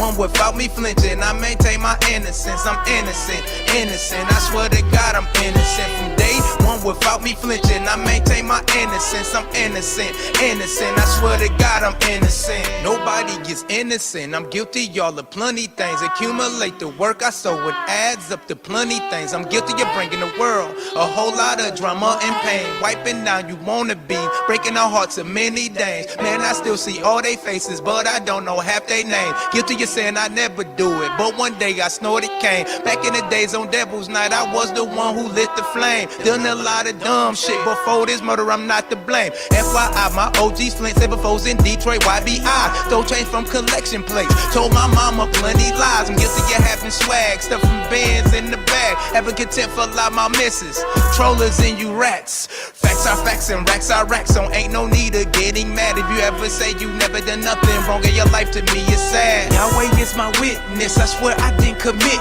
it, so I don't deserve to spend a second in a prison. I told y'all I was innocent, but nobody believed in it. Got no help, no love and affections when I really needed it. Scream my declarations every day, no one was listening. Stab at the spirit of destiny, but nobody was feeling it. From day one without me flinching, I maintain my innocence. I'm innocent, innocent, I swear to God I'm innocent. From day one without me flinching, I maintain my innocence. I'm innocent, innocent, I swear to God I'm innocent.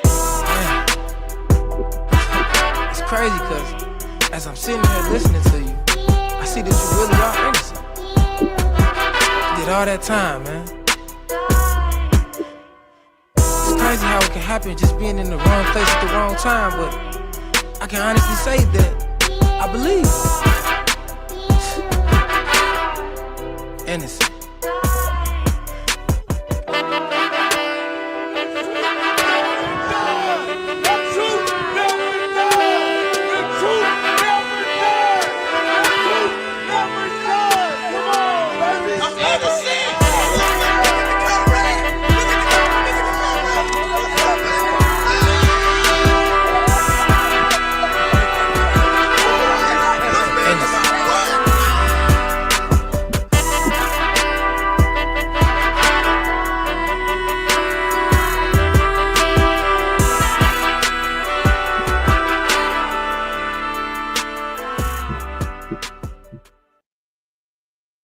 Wow. Man, that I really, Yeah. I really appreciate that piece. I think that piece is going to age really, really well. That was awesome. I like that. I'm kind of emotional because every time I get to share it, it's really authentic because it was recorded in prison. Right, I had to do the art of that. I was ducking, recording that mug, and I got it out the prison, and it just feel really good. It was 16. I wish I could have hit it in 16 when it came out, but the creator be having other things, so I got out, so it looked different. But where I was at, I was actually on the actual crime scene.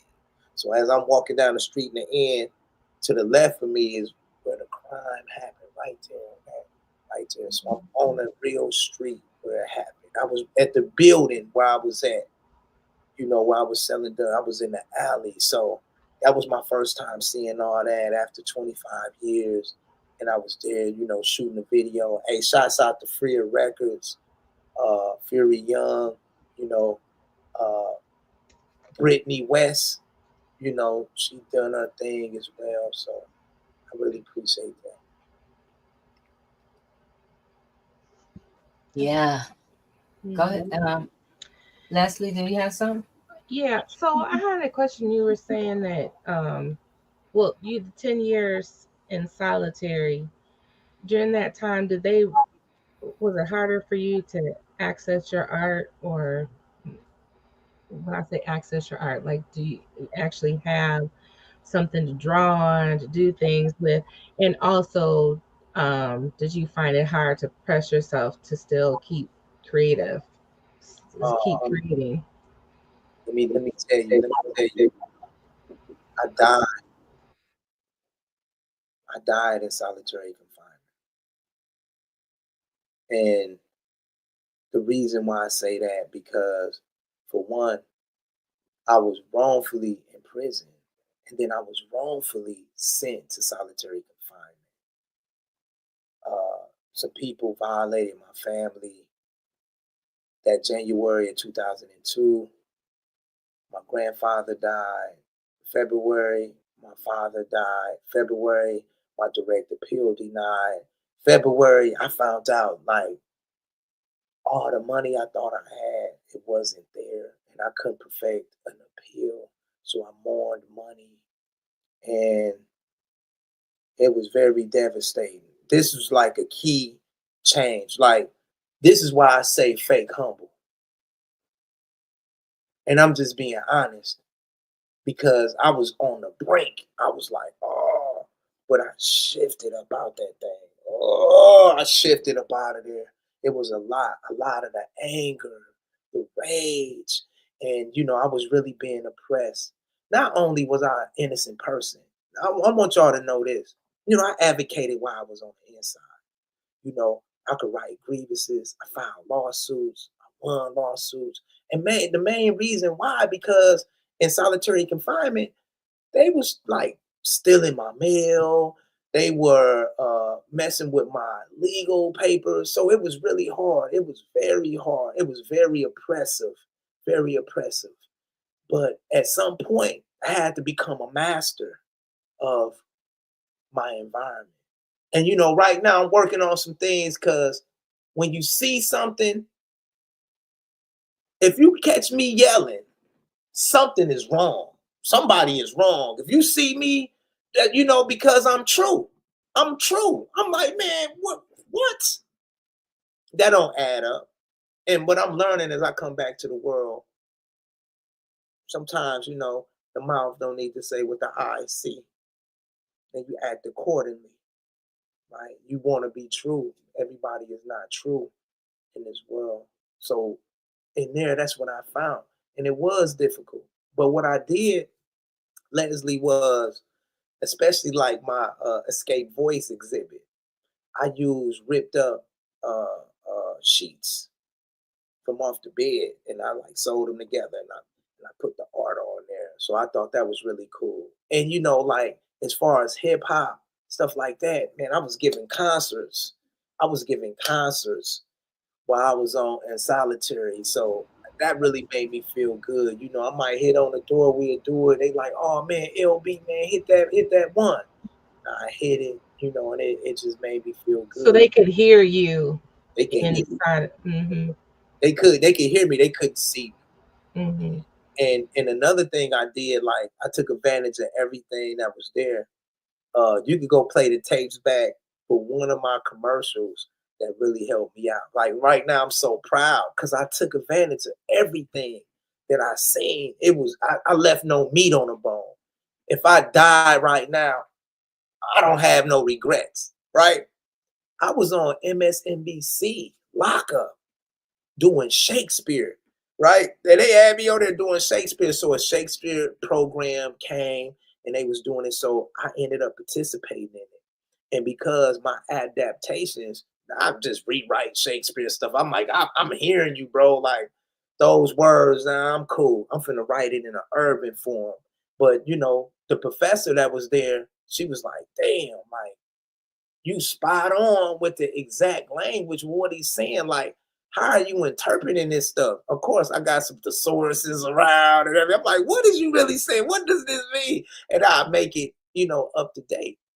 And because of that, I was able to teach Shakespeare, you know, while, you know, Wow. lock up. And when you go back, you will see me speaking through the cup for a younger version of myself. You know, I got my hair long and everything. You know what I mean? And and when I look back at it, it makes me cry sometimes because just being just really proud of myself in that moment and not knowing that in the moment, not knowing Mm. what you're doing in the moment. You just being present and you look back, I'm like, wow. And That's I'm a lot. right, you know, Just show up to just show up. just Yeah. show up, right? Yeah. So I was able to do that in there.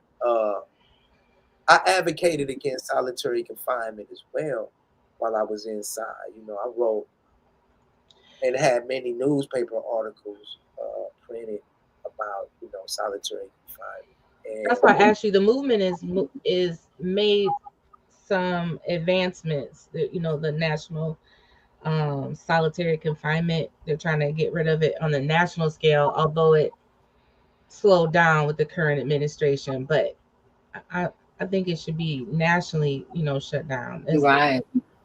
you know, Exactly. yeah. Hey, You know. I'll tell you something else I add currently. Wait, she said slow down. That took a pause. They paused it. They're not trying to Right. do I try nothing. to That be, was you being know, very lenient. Leon, I think you got a partner up here on the call. I don't know if she can say anything or not. Bishop, you are?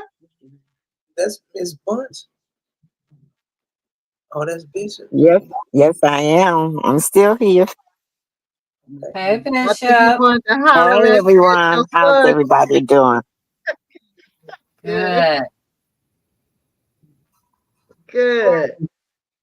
There you go. Okay. There I go. Leon Bishop is from Flint. Hey, how you doing? My I'm Flintstone blessed. house. Yes, sir. Yes, sir. Bishop, while you're Say, here And tonight, I have a couple go of ahead. questions. Mhm. yes, Um, ma'am. we saw, and it's about Flint. Yes. So I saw that Sunday they had attacked the seniors that were protesting, and Peacefully. then the police, and they also attacked them at a city council meeting. Hmm. All right. And I'm Well, like, what? Go let's ahead, back Bishop. up. It it's been going on. The man that they attacked is Beverly Biggs is running for city council third ward. That was her husband, or that is her husband. And um in August or November, they elected her, but then Quincy died a week before the election, and they said it wasn't illegal. It was illegal, and they have not put nobody in that seat. So, and then they just had another election in May. Um, and so the top two vote getters uh, will have a runoff in August. And Beverly Biggs was one of the top two vote getters for the Third Ward City Council. Now, a couple of months ago, Beverly Biggs' car got shot up. Do you think they sending police out there to see about that? No.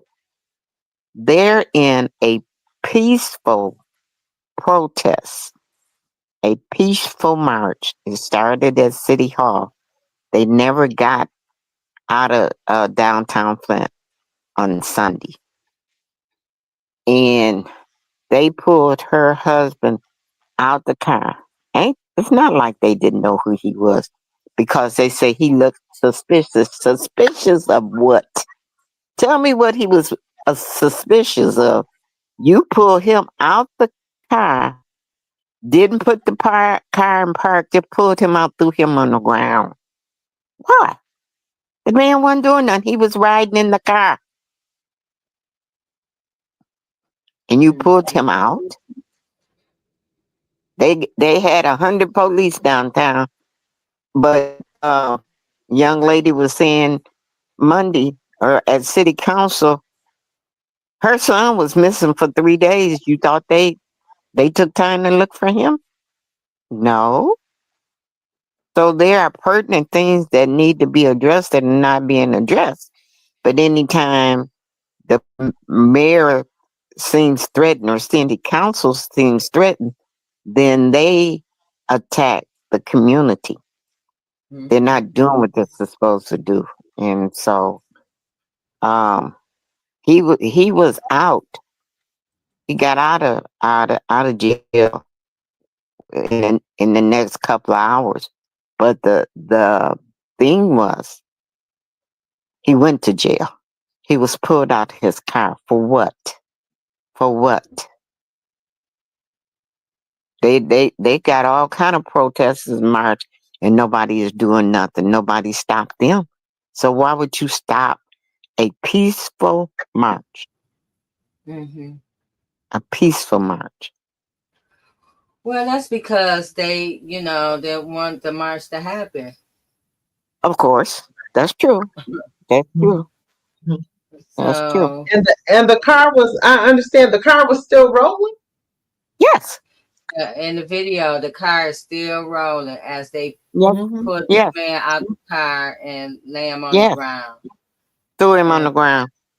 And so I was saw this, and so when you came on, I was like, oh, I didn't know. I mean, when Leon started talking that he was from Flint, and I was like, oh, the bishop is from Flint.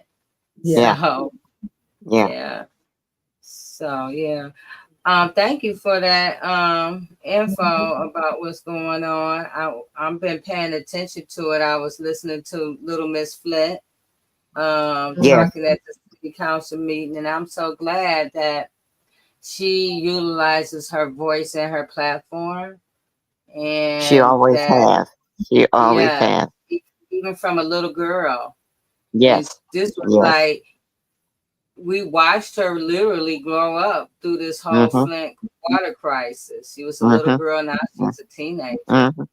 still Mm-hmm. standing strong. So Yeah. And her and her mom feed people every day. Every day. yeah. I'm gonna tell you. But let me say this, out of their pockets, not out of no donations from nobody. Out of their pockets, they feed them in their community every day. They feed them. They put them out there and feed them. Yes, yes, yes, yes, Hey, I'm gonna tell you something, Bishop. yes. And this is real. This is real. You know how Flint, Michigan is. You know, I grew up with my teen Cleves. You know, over on the north side. You know, off West Patterson DuPont Street, you know, Civic Hood, Cook Hood, you know the Gabby King Hood, you know how we do it. And you know, one of my biggest things, like, you know, being from Flint, like we always had that underdog, that fight. And when I tell you that, you know, that's one of the reasons, you know, why, you know, I battled up out of there. You know, I got that Clarissa Shields off in me, you know, I got that Against All Odds guy off in me, you know, like to see my peers, like, just think when I was in prison, like I really grew up with Monty and Cleves, like this is my guy, you know, I done spent the night over his house, eating off the same plate. And to see him and Morris Peterson and Antonio Smith and those guys that we went to school from elementary all the way through, to see them win the national championship, you know, it was really big, you know. And, you know, I felt the effects of the Flint water crisis. So, you know, one thing I tell people about being inside, you know, most people, for me, my first COVID was the Flint water crisis. I'm like, oh man, my people down there, like, what is going on? I'm calling on the phone and stuff like that. I'm getting information relayed to me by my sister Valerie Buford and other family members that was in Flint. And you know, it was really bad. I'm gonna tell you one thing that really pissed me off. Really pissed me off. And it made me look at this individual different. When Barack Obama came down there and he was on CNN and he drunk some bottled water. See, I drunk the water and I know my people down there is messed up. Oh, I was livid, you know. And anybody know anything about the president of the United States? He don't drink nothing or take nothing from nobody on the road. Even he have special people at the White House to go shopping for him. And I remember when before he became president, he came to Flint, and I did the opening prayer the very first time he was here, and people wanted to get pictures and stuff signed. They would take the pictures and take them back or whatever it was and sign them and then bring it back. They used nobody's ink pen. They took nothing from nobody. Nobody. And I Yeah. seen that, and that made me feel away. Yeah, You know, it was the appearance that he drunk water. He did not. he did.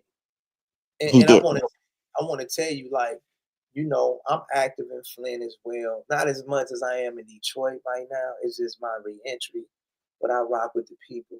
It's somebody that I really want to bring to the floor. Margaret Perry. She just passed. My godmother, like a community pioneer, you know. And it's so many pioneers like yourself, you know, these matriarchs that's out here. But this sister, she passed, you know, at 83. I will be going to her funeral down in Flint. And you know, and I want you to pray for her family. You know, and pray for that energy, that fighting energy, because I know it can be a weary fight from both ends.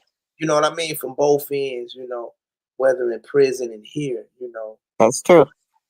You know, you came aboard. I talked about a lot of things, but one thing I didn't talk about was the spirituality. See, I'm not a believer, Bishop. I'm not.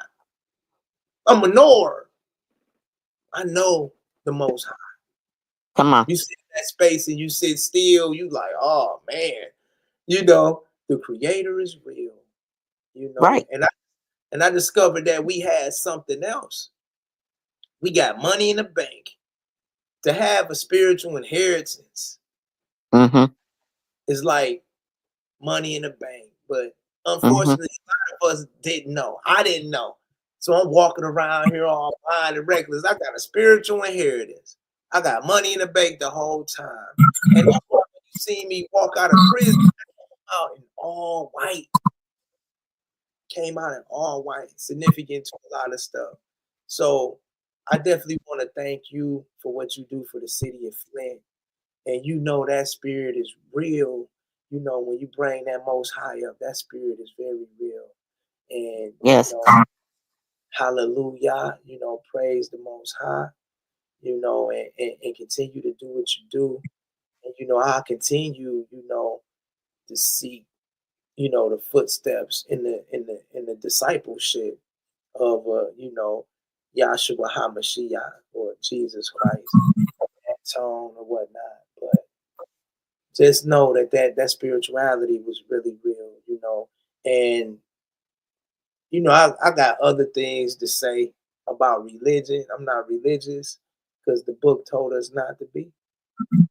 Spiritual, that means I'm practicing a way of life. Live, the Most High, He chose people that were in the dungeon, right? He chose people that was in the dungeon, that was in the ditches. If you got everything figured out, you don't need the Torah. You don't need the Bible. You don't need the Quran. You don't need none of these things because you got it all figured out. But that ain't, what we are. The Most High, through our ancestors that passed it down, that we will go through things. I seen the story of Job. I was like, man, he went through something. This is what I'm going through. I liken my story to Joseph or Joseph, because Joseph had big dreams, and Joseph was walking around with that coat, right? He had that coat on, like I had a Pelly jacket on. I'm like, man, you ain't know, members only. You know what I mean? I'm like, you don't know me. I ain't know I was, being looked at the wrong way. And you go tell people your dreams. He went and told his brothers his dreams. He said, man, and my dream is like this. And you look, you're going to be second fiddle in my dream. I told people my dream. I said, man, look, this is what the world going to be. And you know what? His own brothers, these suckers, man, threw him in the ditch and sold him into slavery. He go to prison. Much like me, he finds himself through his vision. And he was able to tell people things because he had a vision. He's like, man, you ain't going to fare too good. You're going to do this and you're going to do the other. So the warden or Pharaoh found out. And you know the story. That's where we at as a people. We stewards. So it starts where you at. And I love you so much, J Love. Turning a moment into a movement. That's all what it really is. Turning moments into movements. And you can see that through spirituality because it got to start with yourself. And it get very, very contagious, especially when you're authentic about it. Mm-hmm. Thank you, Leon. I was trying to get your sister on. I don't know if she ever clicked the link or came through the portal, but I don't know. I didn't never see her. And but I really wanted to celebrate her too on her graduation. Yeah. Yeah. I think too. I'm on this call with all you wonderful, beautiful, powerful, majestic women. And one thing I want to do an omni apology to my sisters. And I really feel it in my heart. Because at the end of the day, when we think about our people, we come from a people of matriarchs. Wasn't a patriarchal society in Africa and where everything started. It was a matriarch society. We really value the power of our women. And when we think about the transatlantic slave trade, and we think about the chattel slavery system here in America, we think about Jim Crow, the Black Codes, all the way to this prison industrial complex, all the way up to ICE, shipping people who really this land belonged to different places. We have to acknowledge the women. The women was there. They spoke up. It was a mother. It was a sister. It was a daughter. It was an auntie. And women, Black women, women of color, really haven't been given their just due. And I want to say that I salute all of y'all. And I salute my sister, Valerie. And, it really meant a lot for me to have a family member that really believed in me. Now, when I come outside, she acting like she big sis. But this is my youngest sister, you know what I mean? But she did big sis things. That was my Miriam. And that's who you seen walked out the prison with me at the end of that video, right? My people. And, it's the power of the women, the power of their prayer, the power of their belief, the power of them being able to teach the first generations. You can judge a nation by the education of its women. And when we talk about that alone, we know that women of color has the most degrees here right now. I like to see my sisters that's in positions of power, that's doing a thing. And I say all that to say, me as a man, I'm not intimidated by that because I am your co-creator. We got to co-create. The Most High said we'll be one. And I just want to salute all y'all women, especially you mothers. Look, I really empathize with your story, J Love, with your son.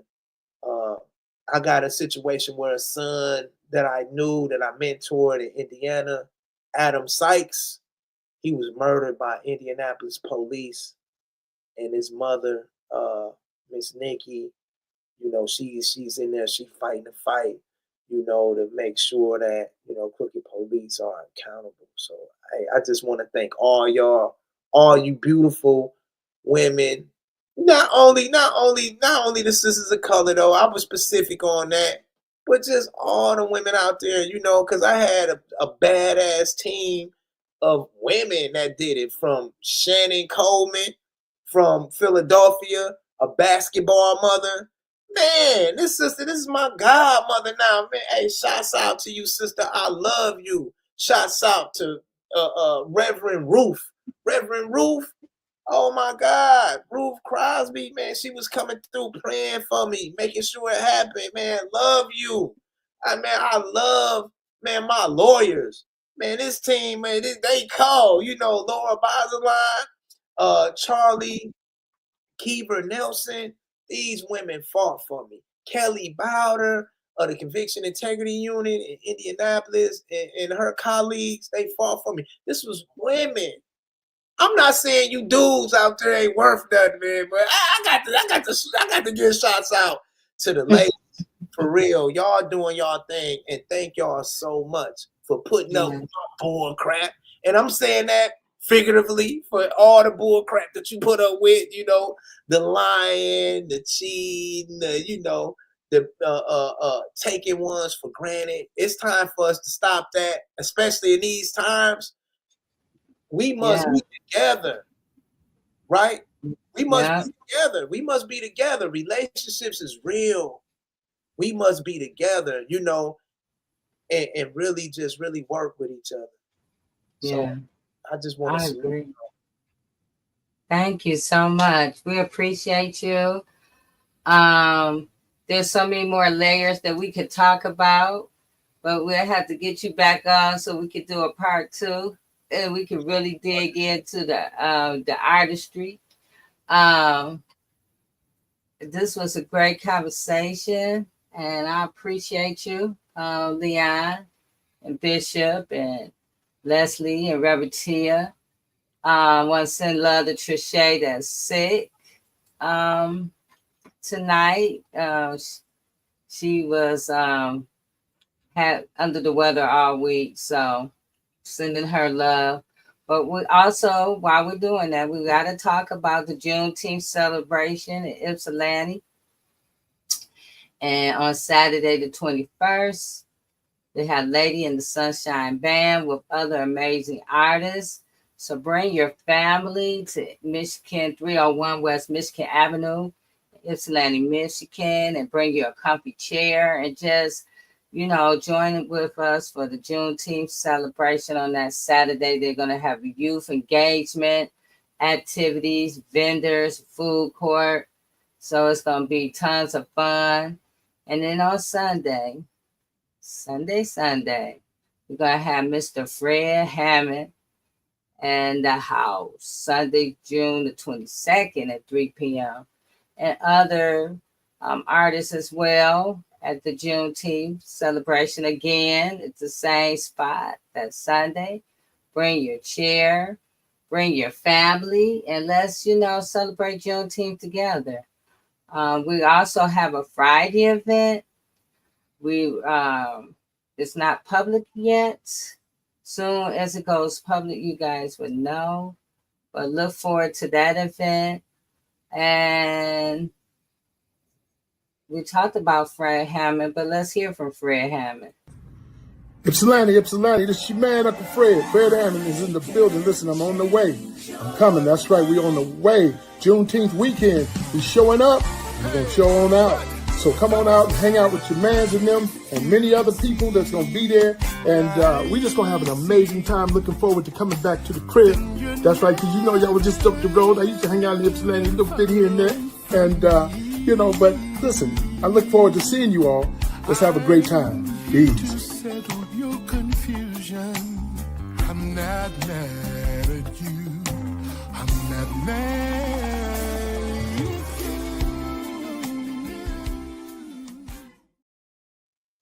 Yes. And also, you guys, we couldn't end the night without talking about our sister Crystal, who is suffering in Huron Valley from the toxic mold that's in there. That mold is growing out of Crystal's ears. I talked to her today, and she is very sick. They took her walker away, and so she literally had to walk around the prison like holding on to the walls to get around. So we just want to keep Crystal in our prayers and uplift her, keep her uplifted.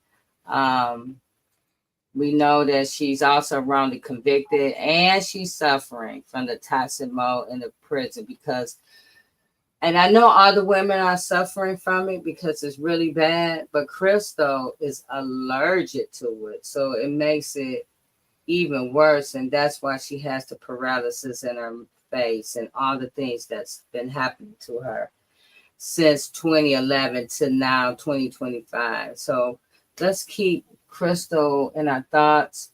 And we do have a call to action, and you have the power to save a life. We want them to release Crystal now. And if you want to join us on this call to action, contact Governor Whitmore's office. Send or call. You can call, send a letter or email.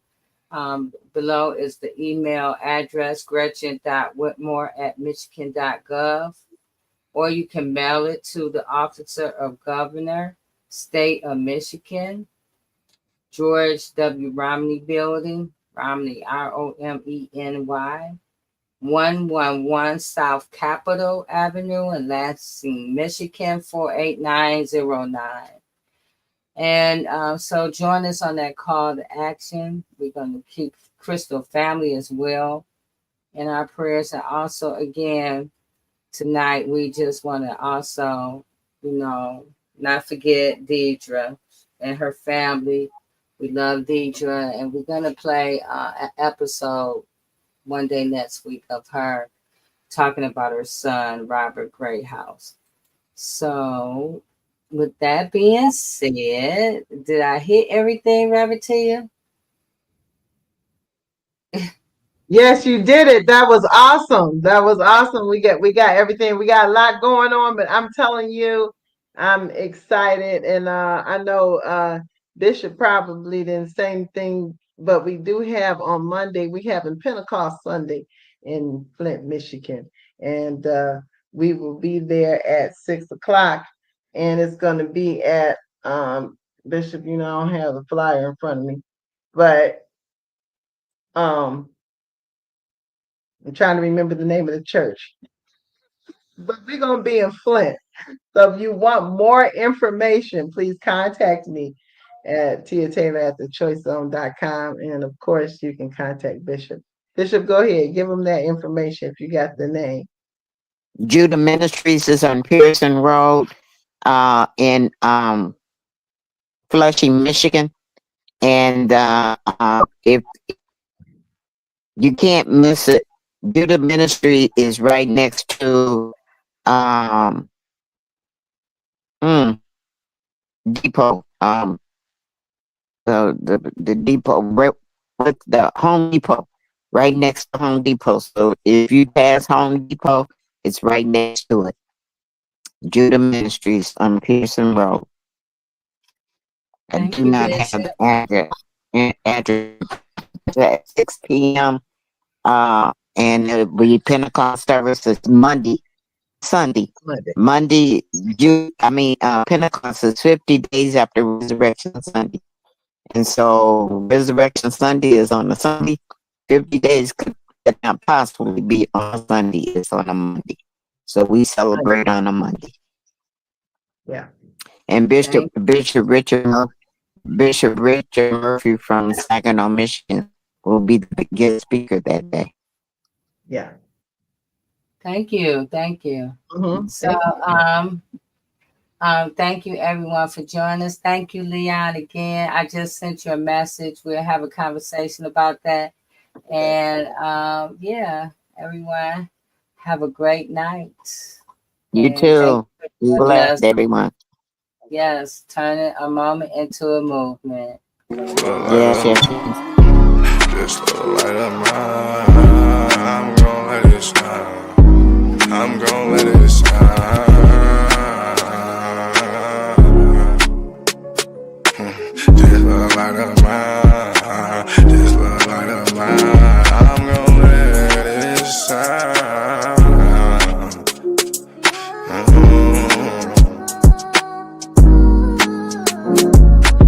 This little light of mine, I'm gon' let it shine. I'm gon' let it shine. This little light of mine, I'm gon' let it shine. I'm gon' let it shine. Oh Lord, just let it shine. This light of mine, this light of mine. Oh Lord, would you please just let it shine. Take the drama out of my life. Oh Lord, every night the pain ain't right. I wake up at night, I never sleep. 26, 10, and 7, that's just me. Every day I need a little seed. I need a little fresh air, man, I need to breathe. All I know is trauma, all I know is tickets. All I know is no visit. All I know is a mission to get straight up out of prison. Lord have mercy for it. Lord have mercy on my people. Preacher Mary Washington and all my real. Lord have mercy with my people. I pray to God, we really need you. When I was down bad, when things weren't going right, every time I prayed at night, I put my hands up in my face. I said, Lord have mercy, little light of mine. Lord God, please let it shine. It's the drama that I live in my life. I swear to God, I was a bad guy every night. 10 toes down, salute. Everybody suffering, everybody who trying to make a way. Everybody looking for the sky, everybody looking for that piece of pie. In a law library, I know what that feel like. Hoping that somebody get active and involved in your situation. Man, pop your collar and pray. Cause Lord have mercy on my soul. And they make bad guy father get out soon. And the rest of those brothers who be mobbing to child each morning. Oh man, I ain't going to this afternoon. Man, I'ma miss dinner today. I got a couple noodles. Hey, you know what that feel like? Do you know what it is? And if you a victim of a wrongful conviction, suffered and served by Ken Worthy, then I know that you know what that pain feel like. And your mama know what that pain feel like. Your father know what that pain feel like. With that light, let that little shine. Let that light shine, a little light of mine. Bad guy, Doughboy Week, all these great people in this great world of ours. 10 toes down, salute. I appreciate you, bad guy. I appreciate you, Week. I appreciate the tech. I appreciate everybody in the studio. We gonna pop off that LV, ooh-wee, cause that's what they be liking to see. But I hope you hear the missing when you see me fresh. Salute.